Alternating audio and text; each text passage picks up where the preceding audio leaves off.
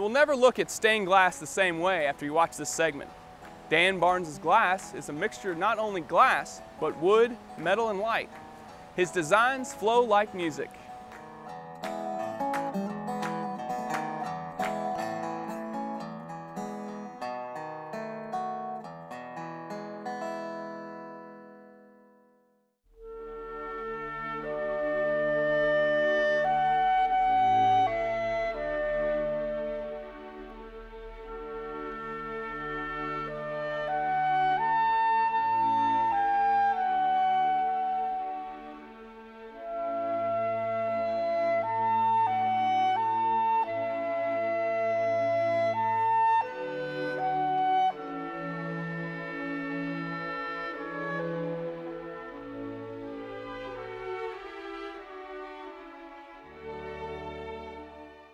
I knew that if I started working in glass that I needed to do something to set myself apart.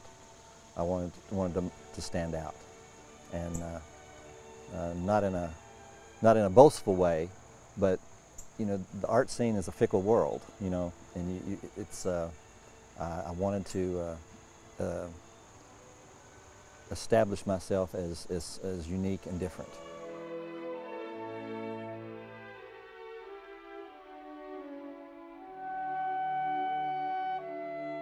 I went to Egypt in 2000, and that was really the start of the transformation. Everywhere where I went in Egypt, I saw the solar disk, this round image. And when I came home, I started thinking, what can I do with that solar disk image to develop it in my own way? And I came up with this concept of turning wood, a round disc, 30 inches in diameter, quite a large piece. It's layered up wood that's hollow on the inside, and I would cut that in half, and then I made an upper half out of stained glass using that piece of wood as a mold. Then once it's molded, then I turn it up and mount it on the top of that, creating a complete circle. And that's where the whole concept began to develop. And my thoughts on that were that in my solar disk, the bottom part being solid represented the earth, the upper part being glass and the light representing the sun. So I've kind of merged those two ideals together.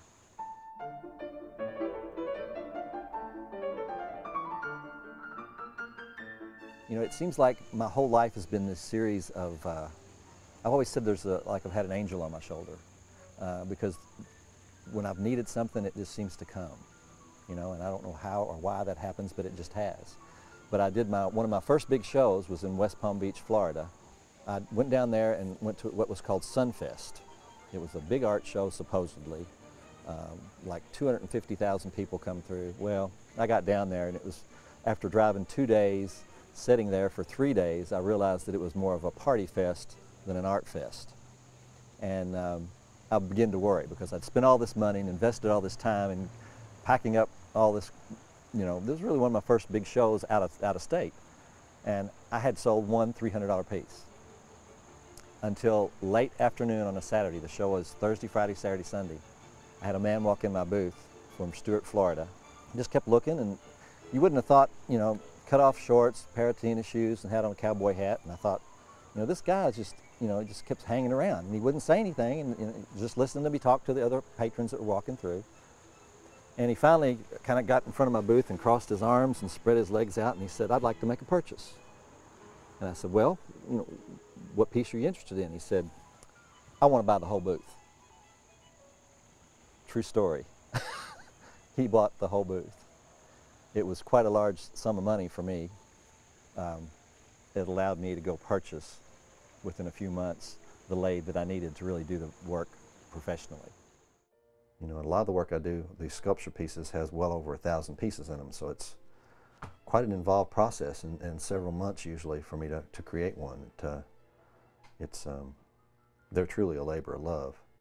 Well, this was inspired by a trip to Hawaii, and if you look real close, you see this river of lava, which this actually looks yellow right now, but when that's fired, it's actually going to turn orange, kind of a bright orangey red. It's called a striker glass, and it doesn't have its true color until it's fired. This is what's called fused glass, and it's a natural progression from stained glass to do the fused work. It's done in the kiln, but you do it all with stained glass. It's layered up layers of stained glass. There's actually 3 different layers of glass layered up here. After doing the solar disc work, I've developed that further. I also do fused glass work, which I've developed somewhat. But I wanted another venue for more sculpture-like forms. And I wanted to push the envelope with my interpretation of a window. And that was where the 3D stuff started to come from. I started to see what I could do to manipulate glass and see how far I could push it. And believe it or not, the 3-dimensional glass actually has more strength than a flat panel. And if you think about the 3-dimensional quality of the glass when you're looking at it, the individual squares, think of each piece as like a facet of a diamond.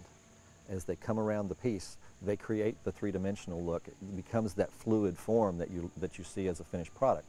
But it's actually all flat individual pieces of stained glass.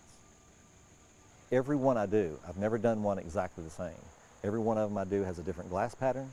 They may look similar, and they are, but each one is unique. So every time I do one, it's a challenge, and that challenge, I think, is probably key to what I enjoy doing with the art. I intentionally refuse to do multiples, except for the Governor's Award, which I had to do 10 of. That was such an honor. That was, you do 10 of those.